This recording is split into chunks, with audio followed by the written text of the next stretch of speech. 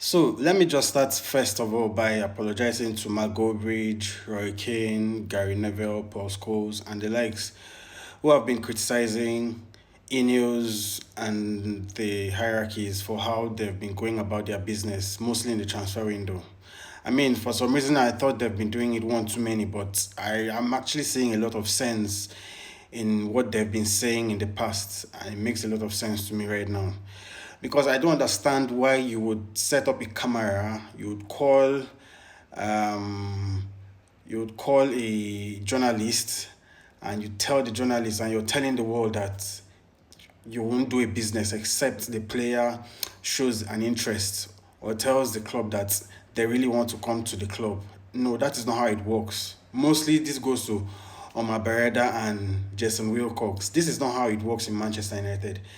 In Manchester United, you go for the player because you know that this player is a very good player. He has the talent and he has what it takes to actually contribute to the club, to make the club become more better. And then we also, and the club also can actually impact in the player because the coach is a good coach in Michael Carrick. So you don't wait for the player to come to you. You have to go to the player because you know that this player can actually do well for the club. That is how it works in Manchester United.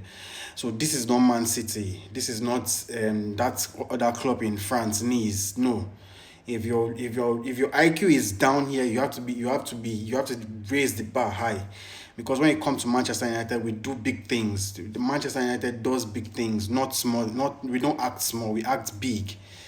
So you cannot just come and tell me that a player needs to come to you. No, it doesn't work that way, please. Go for the player.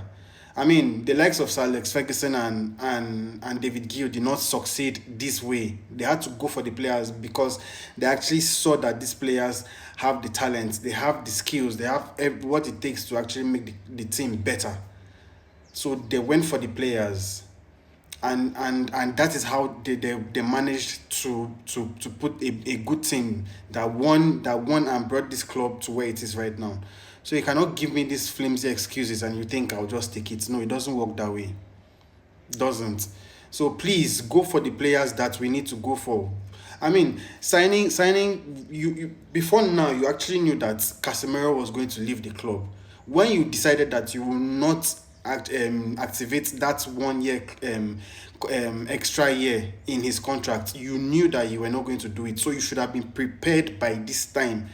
You had from that time to the end of the season to know that okay, we need to get a player in the nature of Casemiro. It cannot be Casemiro exactly, but something close to Casemiro.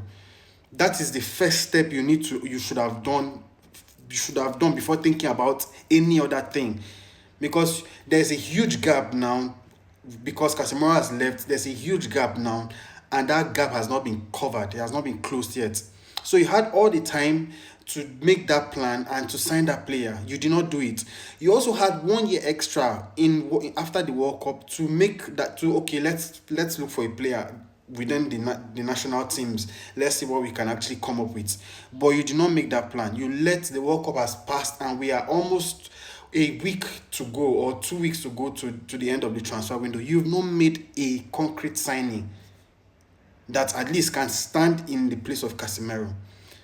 Andre Santos is not an experienced player, and when the stakes are high, I don't see him as a player that can actually fit in. Yes, I'm impressed about the way he passes the ball, the way his line break passes. When I made that video, I said that's the only thing that excites me about Andre Santos.